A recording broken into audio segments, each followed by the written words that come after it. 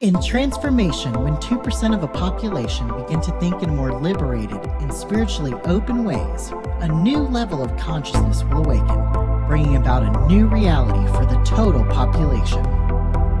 Join me, Jael McLean, confidence coach, business owner, musician, health and fitness enthusiast, transformational instigator, and your host of the 2% podcast in creating a new reality of spiritual awareness, confidence, and authenticity.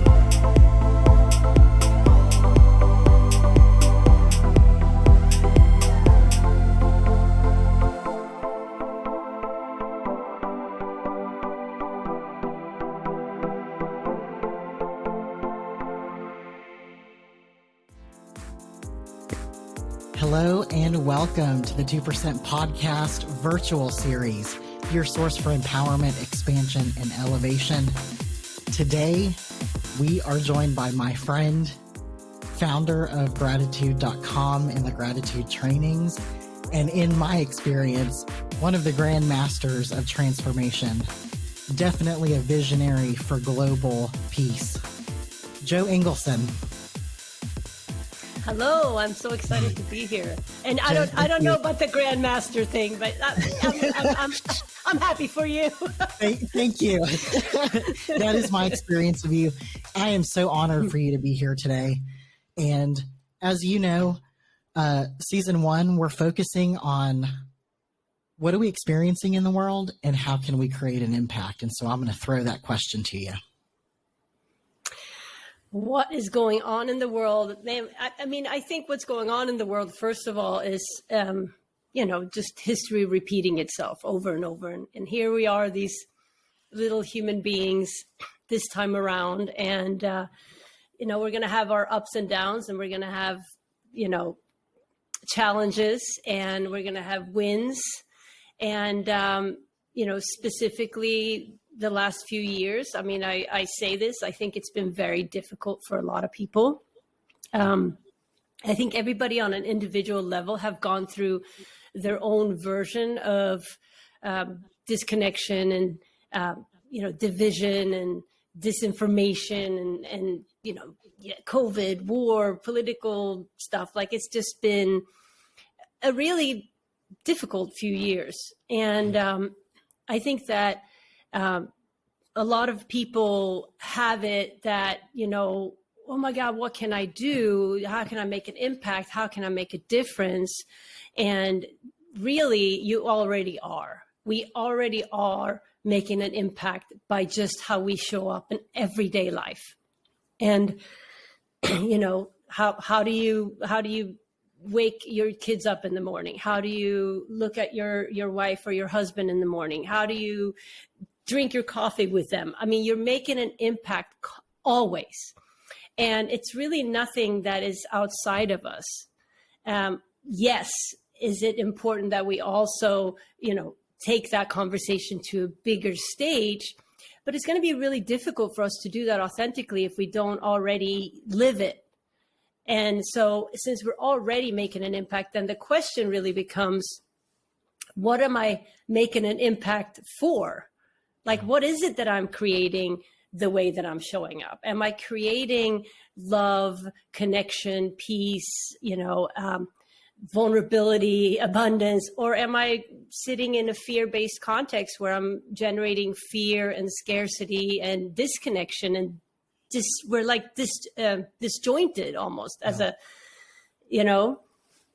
And I want to frame this up again. My question and my theme this season has been, what are we experiencing in the world and how do we create an impact? And here you come and go, well, actually, we're always creating an impact. Everything we do, everything we say, who we're being is always creating an impact. And I'm like, boom, mic drop. I actually get to, reframe that question. And, in season 2, I get to create, something like, really challenging. And I think your question is still as important because, saying we're already making an impact, it could be a difficult conversation for some people. Some people are not there yet, to really take a good look at, wow, what am I doing? Am I throwing the plastic in the paper recycle? Like we might not want to look at that yet, but that is making an impact too, Yeah. Wow. And I want to take it back to, so I did my part 1 of gratitude training in early 2020, and I was signed up for part 2, and then the pandemic happened.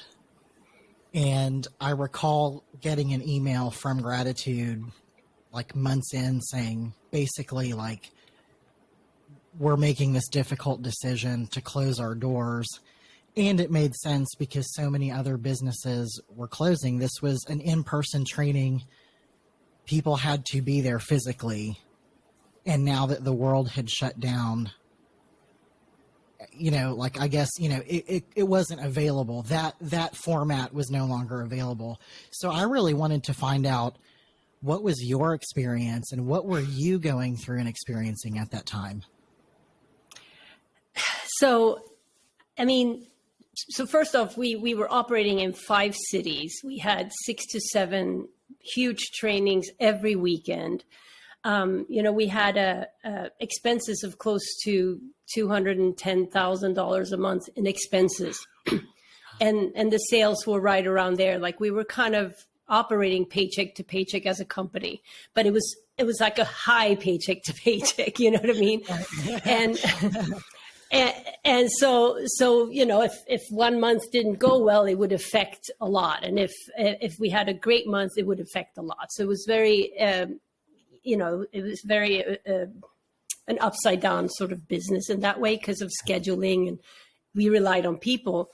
But we had just really gotten over a lot of other hardships in the company.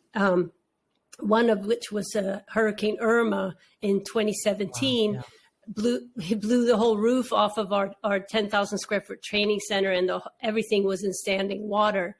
And so, and at that moment in time, I was like, I can do this. I rolled up my sleeves. I got disaster loans. I got extra loans. I just kept going, we can do this. And then there were some other really big things that occurred that also affected our bottom line and our sales. So by the time we finally got back into our brand new, expanded, rebuilt space was in September of 2019. So we literally had just started jamming and started like, I was like seeing the light, like, yes, we're going to survive this hurricane 3 years ago, we're going to survive. And so things were going really well. And then obviously like January, I started kind of hearing the little bit about the COVID, and then I was watching the news a lot. And then February, and then I believe it was on March 12th or March 15th. Yeah. In Broward County, where we had the biggest center, they put the limit on you can't have more than 50 people in a room. And I knew that it was just going to that was it. So, and given where we were at, I knew that if we can't operate even for 3 months, like 3 months would put us, 600,000 in the hole. And I'm like, with the expenses only. And I'm like, there's no way we can quote unquote survive. And given who I am, I was like, well, we can do it. So for a little bit, we did the PPP money and all this stuff, but it didn't make any sense. Yes, I had people that were getting paid, but we had no work to do, so because of the trainings. And then there were, then there's like the other side, which is the students, right? So here are all these students, some of which had, paid to go on in the training, and I had to freeze everything right away. And it was like, I'm sorry, the landlords and the this and the that are all over me. And like, I can't do it. I can't refund your money. And so there was a lot of hurt for a lot of students on an individual level, because I get that it's like, oh my God, I just put $500 in and now they're closed. Give me my $500 back, you know? And I was just like, oh my God, this is horrible. But meanwhile, I'm sitting with like hundreds of thousands out. And I was just like, I can't, like, it's too much. It was just too much. I mean, and it's understandable to me. I actually, you just reminded me on a funny note, a friend of mine, we had just decided to go buy pole fit classes and like learn how to, you know, pole dance. Pole dance, exactly. I love it. And I didn't get my money back for that, you know, and I never got to go. Apparently I saw her last week and she said, yeah, I ended up going. And so I'm like, you went without me? Because it was funny because I was in the mindset of like wanting to do things that would make me uncomfortable. And so to stretch myself and to grow. I love it. Yeah, I love it. It's amazing. Well, you still get to go. You still get to go. I do still get to go. And then, yeah, but real quick too, just on a personal, like emotional level, it was like for me, like quote unquote, losing gratitude it was a big loss. It was like losing a baby. Yeah. And, you know, on top of it, I had, you know, 2 very young children at home and my wife and like, and then we're on lockdown. They're not in school. I mean, there was just like so much. And there were times like I couldn't even move, you know, I couldn't move. And I sort of just went inside and I almost like cut myself out of the equation for a bit, where I was just like, it is impossible to solve this problem. And I'm such a problem solver, right? I'm a creative person. And I was like, who I am right now, like I am not that superhero right now. And I get to like sit back and find what it is that I need to access to be able to, you know, come back or whatever. What is it that I want to do, you know? And yeah, like you're running this business, the money doesn't make sense. I mean, like, you know, Mark Cuban is not going to keep pouring money into something and go broke. He's going to go, hey, this doesn't make sense. I'm out. Right. And you're human. You get to be human. And that's, you know, that's something that I really want to highlight because like you know, I guess, you know, you get to be human and you get to be with that. And you get to also, like you said, I can imagine that probably felt like a death. Yeah. Or, you know, and I don't know if I'm putting words in your mouth, or like a failure, or like you failed in some way. Like I can, at least that's where I would be with it. Like I created this and I lost it somehow. Right. Yeah. And I really started looking because, you know, on top of it, it's sometimes difficult to be a human being when, you know, because like I have so many tools and so many distinctions and so many ways to get out of it. But then when you're really in it and experiencing it, like I was like, excuse my language, but like, fuck those tools right now. Like I'm hurting and I get to experience my experience, which is actually, you know, one step of mastery, but yes. And I had the one thing that I had was I had this really amazing sense of trust. Like I had like really like the trust with a capital T, that like I knew that it was all going to work out. And I didn't know what the working out, and I still don't know what the working out is in my life. I mean, we're constantly creating things, right? Right. But I knew it wasn't like the end of me or all of that, you know, like I didn't go to that depth or that darkness. Yeah. And if you ask a lot of the closest friends that were with me during this, like they even say like, we can't even believe that you still maintained your gratitude and your joy and all the stuff. Like, yes, it was hard inside, but I was able to be in it, right? Without being of it, without becoming the failure, without becoming the pandemic, without becoming the drama. Like I was just in it, watching it going, oh, this little Joe needs to rest right now. Let her just sit here. And I think that because I felt that higher self really just like, it's okay. You know, I was able to just be like, it's okay. And just watching it. Yeah. Yeah. That's beautiful. It was like the bad part of the movie where you're like, oh my God, you're sitting in the audience. You're like, oh, this is so sad. They need to just chill or whatever. It was like that part in my movie. And now, I still sometimes I think about it and what would it be like, but I've actually had to really reinvent myself and redesign myself too, because it did become part of my identity. And I think that was the problem too.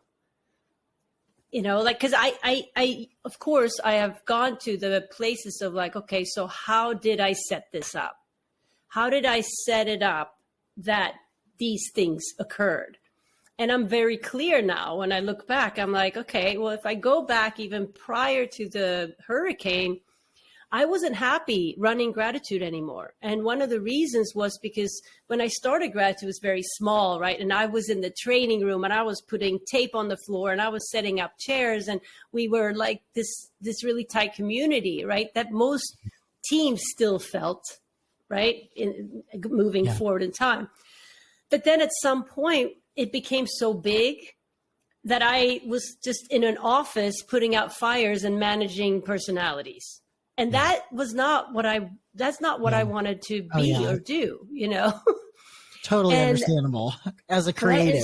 Right? Yeah. And then on top of it, having kids in the middle of having explosive growth and then having 2 kids was also a challenge. And a wife that was like, you know what, I want you to be home on weekends. And I'm like, do you know that that's when we work? So then even more, I couldn't be in the training room. So now I became a 9-to-5er, doing accounting and all the stuff that I normally like, but I missed, I missed the action. I missed the training rooms. I missed watching people just, transform. And so therefore maybe the higher version of Joe was like, okay, well, let's just throw a hurricane her way, right? Let's throw a hurricane. That should probably put an end to it. And she could go do what it is that she loves, right? But I was so righteous about the way that I thought I would create peace on the planet. I was like, the way is the gratitude training, the way the gratitude training is. Like, that's how I had it. And I was committed to that, but I was righteous about that commitment. And so that didn't work. So then, I kept being thrown other stuff, like a cyber bully for 2 years. I was thrown, a partner that we split. That we have worked together for a long time. And then I was just like, I can do it. And then finally, I think like my, like my higher self or God or whatever you want to call it was like, dude, like she is so righteous. What can we do? I know, pandemic. Let's throw this one a pandemic because she is not listening, Which was a forced closing of doors. It was a forced closing of doors. And it was weird because just like maybe a year before it happened, I had spoken to a medium, and I've spoken to her before. She's always been very right on.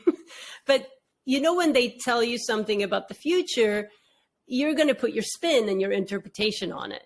So sometimes not until hindsight are you like, oh, that's what she was trying to tell me. So she told me, because I asked her on the call, I'm like, am I going to get back into our space again? Like, when am I getting back into my space?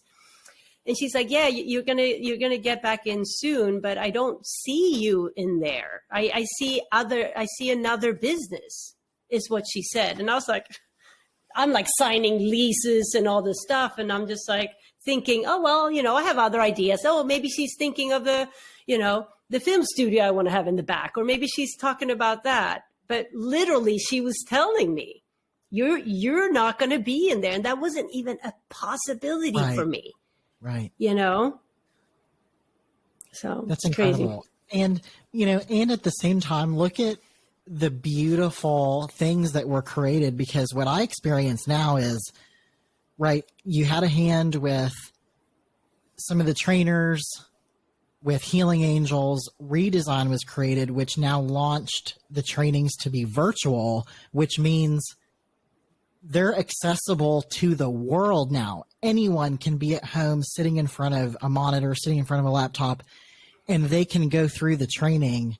Had the pandemic not happened, had things not gone down exactly the way they did, not only redesign, but look at all of the other courses that are now being created because people got to experience like, wow, okay, this does work. Now I can do what I want to do.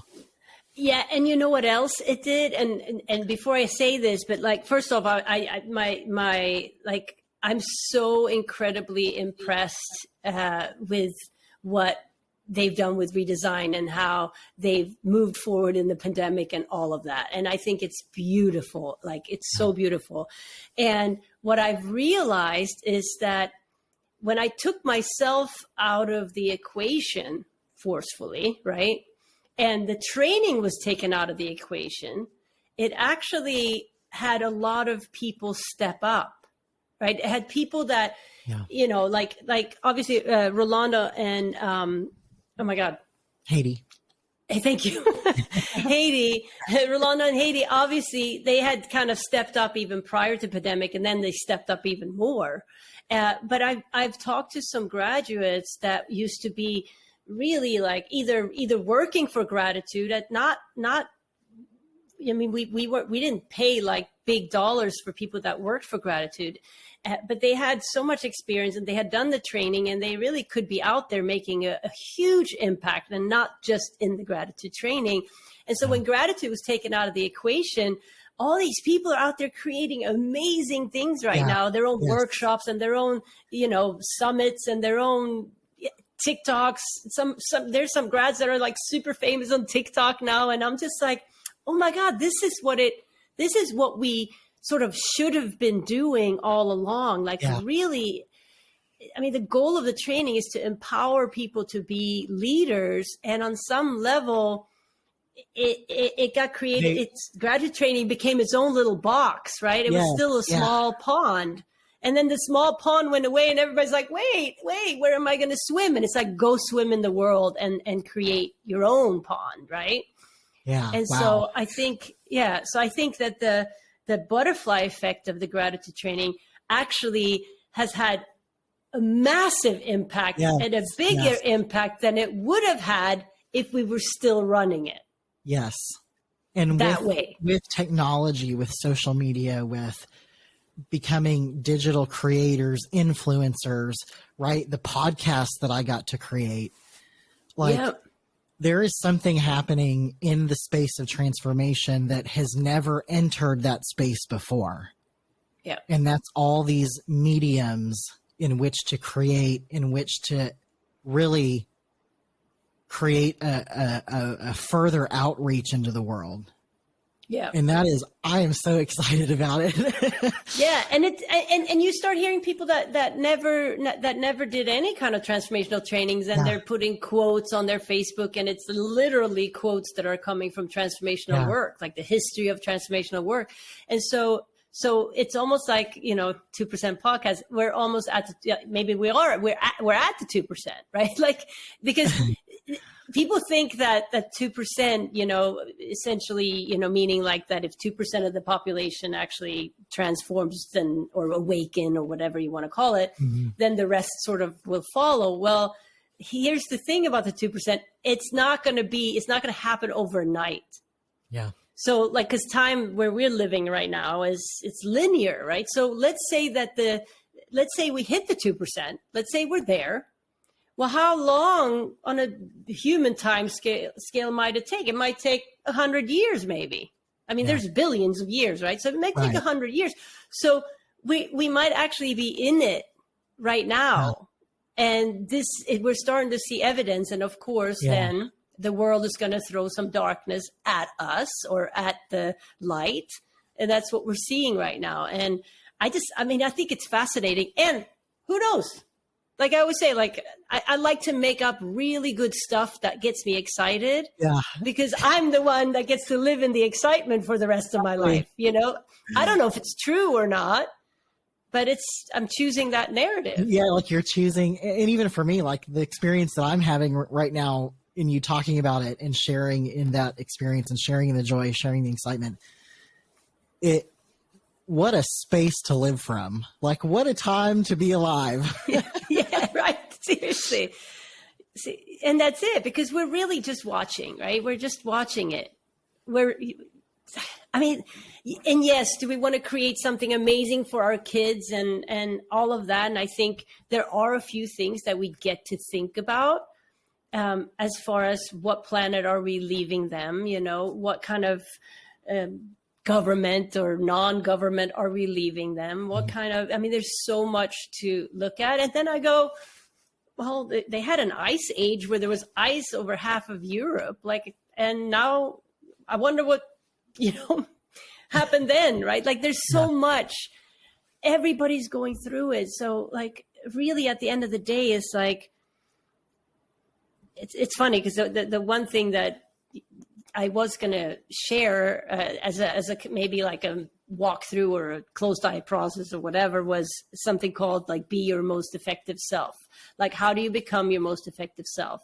And it's like, that's, I think, where we get to focus. And because if we're effective, then we generate an impact, right? And most people are like, I want to transform myself, or I want to change something within me, or I want to be my better self. Like you hear better self all the time. Well, there is no better self, because you're already perfect, whole, and complete. Like, we're constantly, moment to moment, just is. Like, we're perfect, whole, and complete the way we are. And so then the question becomes, is there an impact? Is there an effectiveness that I can be? Is there a way that I can contribute to have a world that works for everyone? Like, to actually be able to be that part of the puzzle, and not just, right now in today's world, there's so much individualism. Like, well, I'm going to take personal responsibility. And if you don't work, like, I don't want to give you my taxes, or, like, there's so much like me, right? And we've forgotten that there is just me. Like, you're me, I'm me. So if I'm like not just contributing to you, I'm like literally cutting my legs off. Yeah.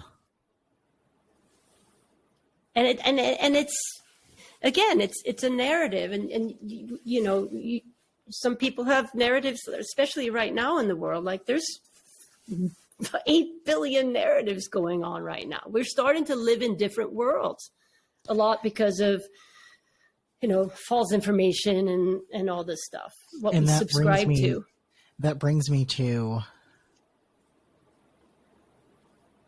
I definitely want to talk about ReWired for Peace. And I'm going to ask you about, first, conspiracy theories and the division that we're experiencing. Like, people are living in the most extreme realities that I've seen and experienced in my lifetime.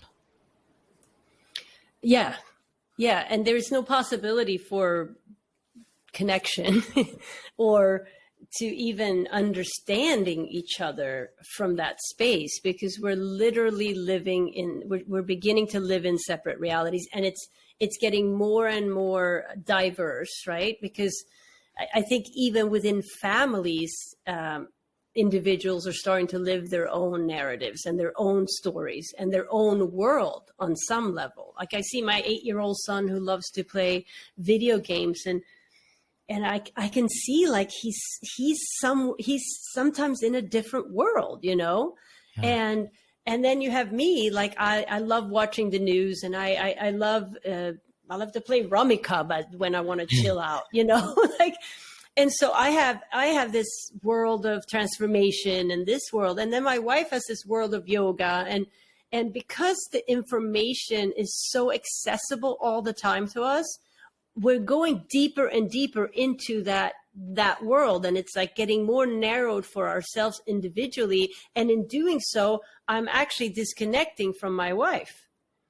And because she's going then deeper into yoga and whatever she's interested in. And it's because the information and like, we have access to everything so quickly, and it becomes an addiction. Yeah. Like, we all are just like, I mean, you look at screen time, and I mean, it's not just me, but like the screen time that shows up because we're like lifting the phone 100 million times or watching Netflix or whatever it is. Like there's no place where we're doing things together in the same way. Because if that wasn't available, then me and my wife would be like, she would be like, hey, you know, you're bored, come do yoga with me, right? And I would be like, hey, listen, I want to tell you about my class yesterday and what I realized about XYZ. Mm-hmm. But because we're already like, okay, I do my thing and then I kind of go over here, we're all flying away from each other. And then, you know, just to talk about the world and conspiracy theories, right? Well, let me ask you a question. What do you think? Why do you think anyone would subscribe to any information? Like, why do you think it's, so let's say conspiracy theories. Like, why do you think anyone would subscribe to conspiracy theories? Like, what would be the reason? For me, I think of not wanting to take ownership. So I'm going to make up that it's this, that, the other, someone's out to get me. You know, they're plotting this, they're planning this without me, so that I get to displace blame. You know, I get to not be responsible for the result that's created. That's where I go with it. I also think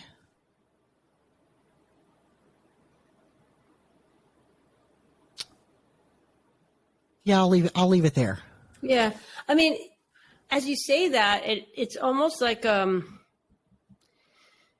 it kind of ties into what I just said, because it's almost like we're alone, right? On some level, because we are no longer, and I actually was watching, what's his name? Trevor Noah was on MSNBC. I think it was last night or the night before. And he was saying that, like, you know, you'd be going on a train together or whatever. I can't remember exactly what he said. And everybody would read the same newspaper, the same story, right?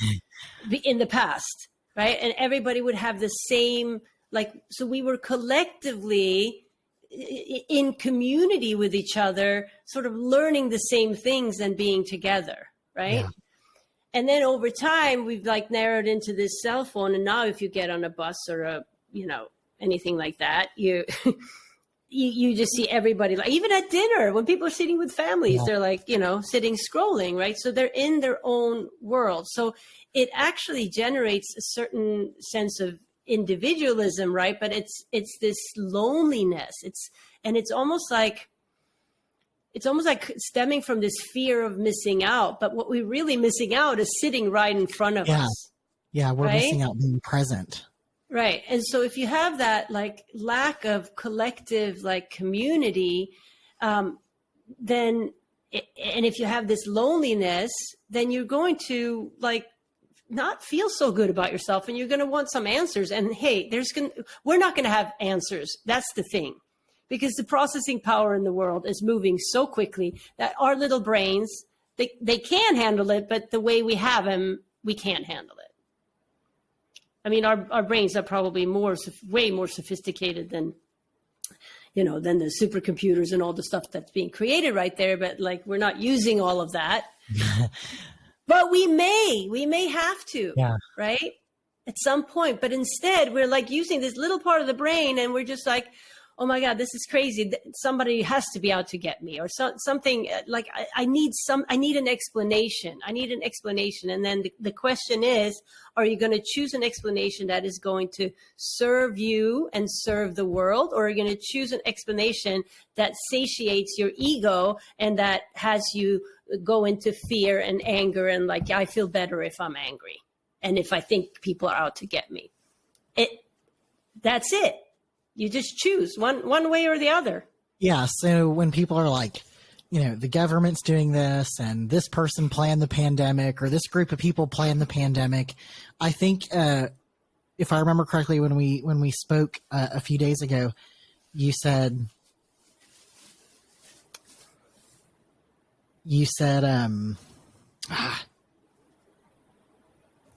I'm trying to remember. Oh, essentially, like what about the possibility that no one created, like no one person planned the pandemic, but again, going back to who we're being, we all created this collectively as a human race. We created it. There was no conspiracy theory, this person, that person, the president, you know. Yeah. We created this because of who we're being. Yeah, we did. And we created the Holocaust. You know, we created all of it. And the reason how it's happening, and we're actually not on a really good track right now as far as what we're creating in the world.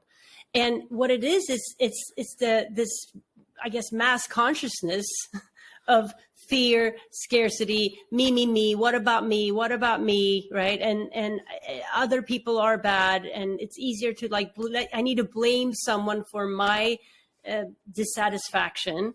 And so, and it just gets deeper and deeper and deeper. So now you're creating an environment, like a context, right? You're creating a context of scarcity, of fear, of, anger, disconnection, all of this. And what can grow, what can exist in a fear-based context? Well, the Holocaust can, right? Civil war can exist in that. Wow, yes. And think about the pandemic. Think about what we're doing to our bodies and what we've been doing to our bodies for so long, and slowly processed food and trash everywhere and all this stuff. And so what can exist in a context of that? A pandemic, of course. Wow. Right. So I know. Yeah. And so we're actually sitting in, years of context, quote unquote, context creation. And we're sitting in it now. And the question is, what context do we want to create for our children and for when I'm old, or, in my lifetime? Like what do I really want to see? And if you want to see peace and calm and connection and love and community and all this stuff, if that's really what we want, then we need to just get off it. And we need to start really taking a good look. What? Does it serve me to be on my phone 7 hours a day? Does it serve me to not work out? Does it serve me to eat processed food? Whatever it is, we get to really start looking. Yeah. Because we've made it so complex, and life is actually so simple. Yeah. It's you wake up, you have your day, and you go to sleep every day. That's what you do every day. Right? That's all we do. Yeah. And we're like, oh my God, what's going to happen in the election? We freak out. And so we spend that one morning to night, we spend it worrying about and not taking care of ourselves, worrying about crap and not taking care of ourselves. Creating anxiety, creating our own suffering. Yes. And the mental health depression. issues, I mean, it's huge. It's huge right now, I mean, people are struggling, and I can say for myself, I have had to learn that I was maybe I'm not like this, I wake up, I always used to say, I wake up pop up like a piece of toast every morning, right? I'm the opposite. Right? Well, I'm 52 now, and I'm 52 and I have a 5-year-old. That's kind of a challenge. I'm tired. So I don't pop up in the morning anymore. And so there's a part of me that can then start judging myself. Well, maybe you're depressed. Why aren't you popping up? Why are you tired? Of course I get up and I'm fine the moment I'm up. But it's like that self criticizing that think that we should be a certain way. Right. And I've started to really just accept where I'm at. And what happened when I started living in that space of forgiveness and acceptance of myself, I realized not so long ago, I'm like, you know what? I don't have any energy on my body anymore. If my belly's a little chubby or whatever, it just fell off. I was like, I love my body. And it was weird because nothing changed in my body. Right. And then the moment I can start doing that, then that's going to be well, no, I better take care of it. I should eat better. You know what I mean? I love this thing. Shift. Yeah. right? Like I love myself. So how would I be with someone I love? You know? Yeah. That's beautiful. Yeah. So So beautiful. I love, like I said, I Incredible. love this. I don't know where these are going to go, these conversations. It's awesome. Yeah. So now we'll shift. Thank you for sharing everything that happened. And here we are now. You have created a new program called ReWired for Peace. You've also created a trainer's program for ReWired for Peace. And I want to hear all about that. Yes. So in the gratitude training, there's 3 parts, right? So I just want to give you a little background. And part 1 that you did live, right, before the pandemic, pretty much has the whole work of transformation, the distinctions and the concepts and it's all in there in part 1. And then part 2, you break through a bunch of stuff. In part 3, you put it into practice, essentially. And so I as sitting back and seeing the world go through what the world has been going through, I was like, I think it's time for the distinctions and the part 1 material, that kind of a conversation gets to go on a global, it gets to be like a household training. Like everybody just goes through it, and because we're not really teaching you anything in part 1. It's just having you look at things from a different point of view. That's pretty much what it is, and then pick what's effective. And so I was really going through all that, and I was like, you know what? Like I don't see myself going back and when the pandemic is gone completely, to create in-person training and the whole thing again. So I was like, so what is my purpose? And then of course the pandemic sort of brought everybody online, and at first I was a little resistant, but I was like, no, talk about global audience and talk about having it available for people at their fingertips in any country, any continent in the whole world, and have that be available. And so I was like, okay, I'm going to take the distinctions and the stuff from our part 1, and I'm going to put it in an online version. And I also realized that a lot of people don't have the same attention span anymore to sit in front of a screen for 4 days or whatever it could be. The part 1 was 4 days, part 2 was 5. And so I designed it in a 6-week course with 2 hours, just 2 hours a week. And then there's some things to think about and some exercises and some stretches to do in between the weeks, so that you get the full experience that I want, to share. And I've done 3 of them. I'm on my 3rd one right now, and it's been amazing. And so then I was like, okay, well, I obviously have to redesign the way I had gratitude, because like I said earlier, it sort of ended up being its own box. And we had a trainer program, and it took 2 years, and it was like $20,000. And even when you were done, there weren't enough training centers for you to be hired. And we had trainers already. So unless the gratitude training would have grown a lot, and, there wasn't a lot of return on investment, right? And also limited, in one way. And so I thought then, well, if I really want ReWired for Peace to be out there globally, then there's 2 options. One is just make it available for free, but people, they're not going to get the same way, right? Like there's a certain level of investment. And there's so much free stuff out there too, that it's there's got to be some sort of connection. And so the other one was, okay, well, how about I empower other people to teach it? Because of the format of online, it makes it easier to actually duplicate it and have other people get trained to train the way that I designed ReWired for Peace.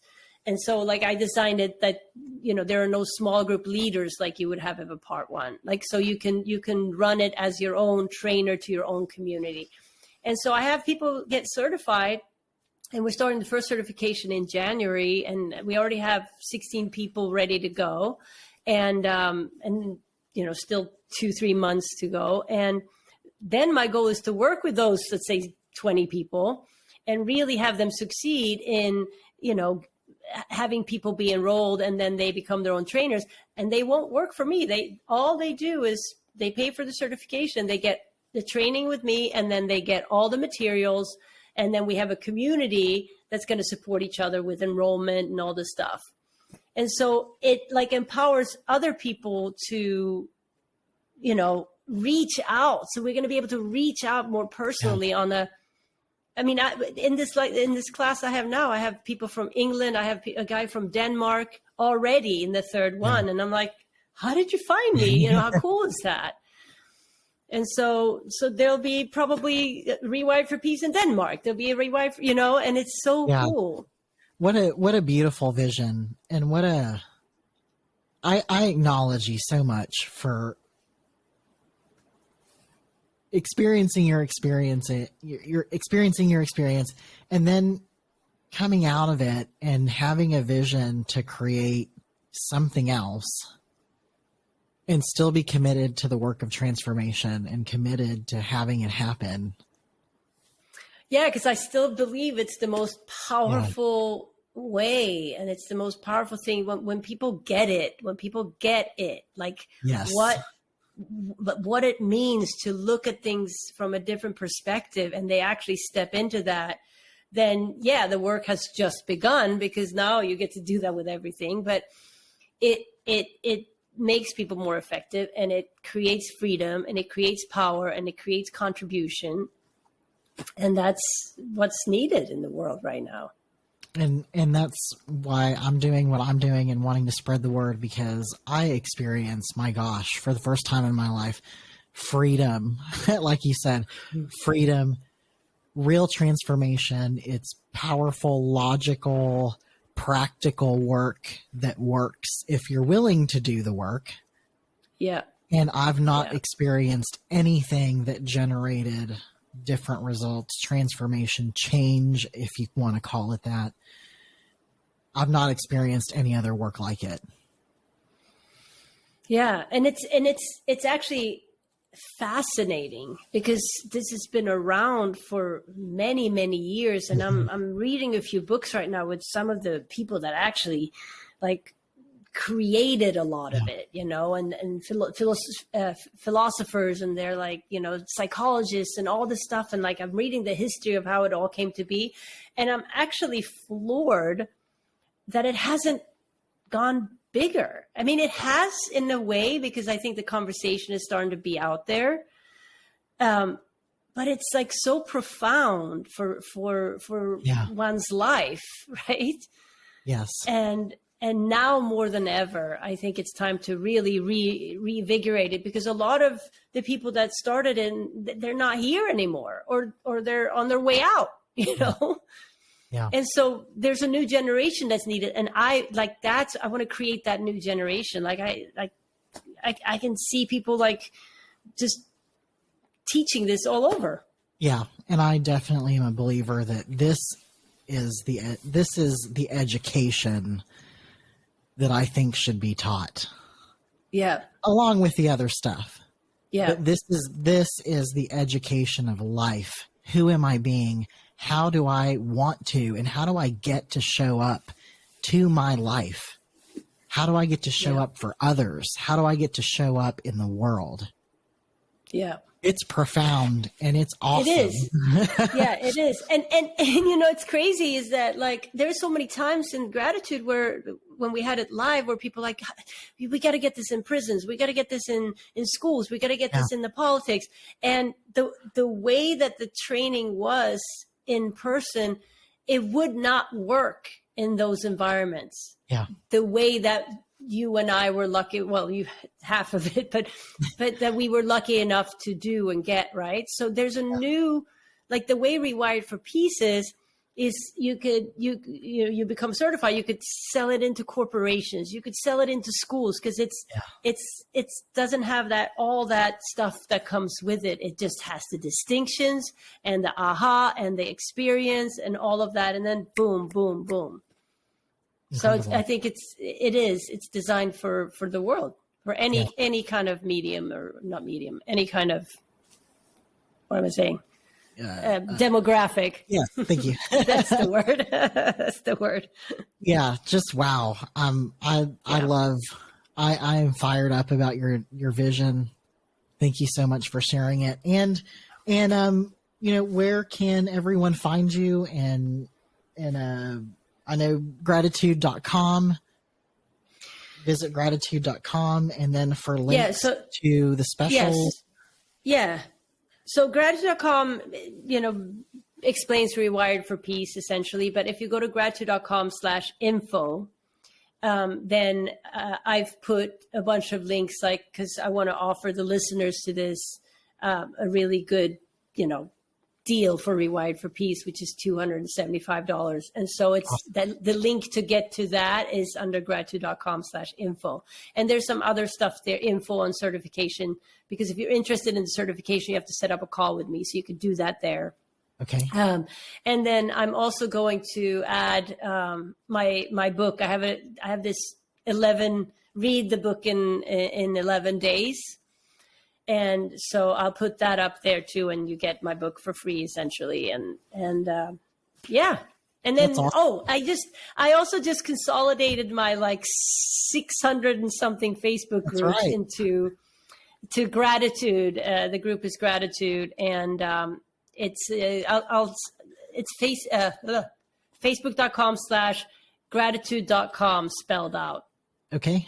Awesome. But I'll give you that link. Yes, I'll drop all of the links. Will be in the video description for everyone. If you're interested in transforming your life, or if you know that there's more for you out there, or you are simply stuck or in a rut or want something different, I invite you to reach out, get into the work of transformation, find Joe, find Rewired for Peace, change your life. There is something for everybody. And that's also the beauty of this work. It doesn't matter where you are in life. There's a next level for you. Always. If it's, I make a good 6-figure income. Why aren't you making 7? 7 is possible for you. I know. Yeah. It doesn't matter where you are in life. There is something for everybody. So I want to invite everyone to, again, check out gratitude.com, gratitude.com/info for Joe's 11-page, what do you call it? A mastery daily. It's my book in 11 days. So you get a chapter every day. You get notified every day, and then you finish it. Yeah.